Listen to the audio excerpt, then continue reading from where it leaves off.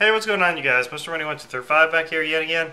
Came upon an article that was posted yesterday that I thought was pretty interesting. Wanted you guys to hear it. This is Gene Simmons from Kiss talking about the death of rock and roll. The death of rock and roll is not a natural death. Rock music did not die of old age, it was murdered. Some brilliance, somewhere, was going to be expressed, but now it won't. Because it's that much harder to earn a living playing and writing songs. No one will pay you to do it. Simmons also offered this sobering advice for young musicians and songwriters by saying, "Don't quit your day job" is a good piece of advice. "When I was coming up, it was not an unbelievable mountain. You had a record company by your side, they would fund you, and that also meant when you were touring, they would give you tour support. There are still record companies, and it does apply to pop, rap, and country to an extent, but for performers who are also songwriters, the creators of rock music, for soul, for the blues, it's finally dead. Rock music is dead." He continues about how he feels for this lost generation of kids who will not have the same opportunity that he had with Kiss. "It's very sad for new bands. My heart goes out to them. They just don't have a chance. If you play guitar, it's almost impossible. You're better off not even learning how to play guitar or write songs, and singing in the shower and auditioning for the X Factor.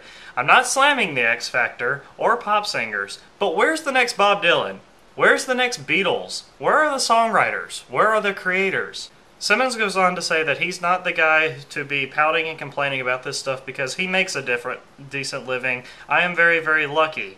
But that's because we started before the chaos, in the days where people had to buy records. If you didn't like the band, you didn't buy the album. And the people decided."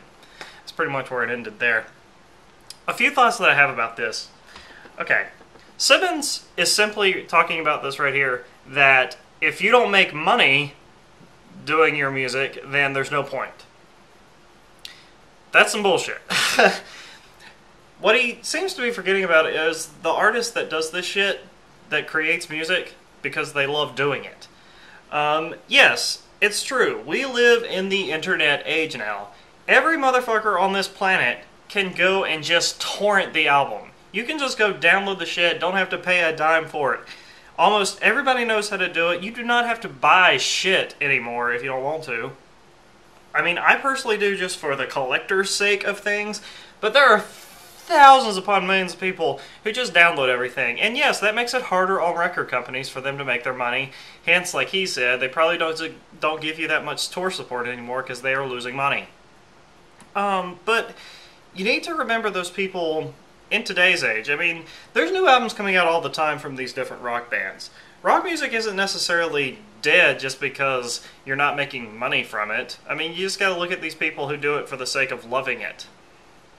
I do agree with him, though, that they'll probably, because of this, there'll probably never be a new Bob Dylan. There'll probably never be a new Beatles. That will probably never come along. We're just gonna have to stick with them, because the new generation is definitely not going to have somebody to look up to 40 years from now, I feel like. I actually have no idea what music is going to be thought of from today 40 years from now. Like, seriously, like, what artists are we going to remember 40 years from now that came out today? I can't think of many.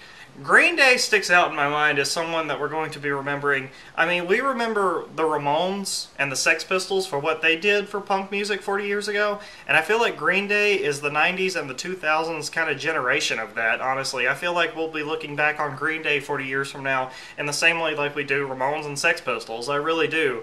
I feel like Green Day's definitely in the running for that, and I know that Lady Gaga is this generation's Madonna, but I'm not sure if we're going to remember Lady Gaga like we do Madonna 40 years from now. I just don't know.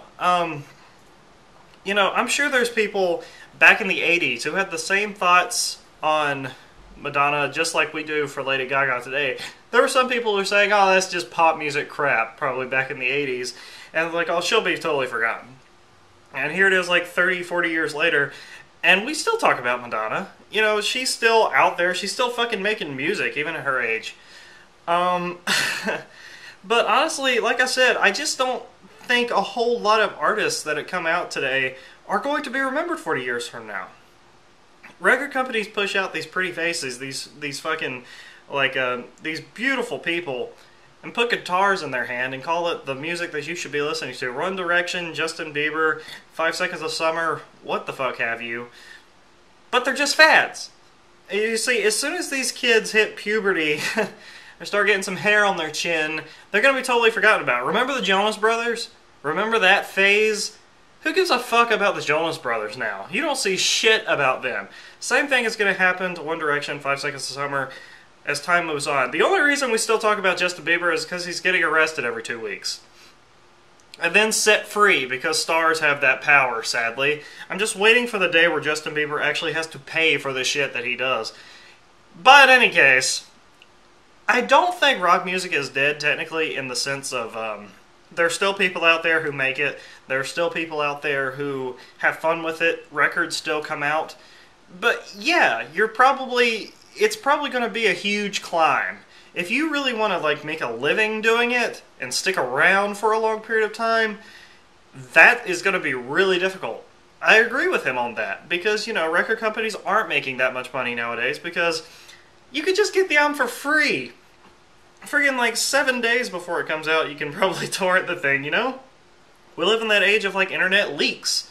I mean, people can get it pre-release day really easily. Like, seriously, it's really easy to download an album off the internet. It's not that hard at all. But, you know, I agree that they'll probably never be a huge icon from our generation besides Green Day. Really, I really think Green Day could really seriously stick out in history. But other than that, I just don't see who else, you know? Like, that's so weird to think about. What are we going to look back on 40 years from now, you know? I just don't know. What's going to be considered classic rock 40 years from now? Hinder?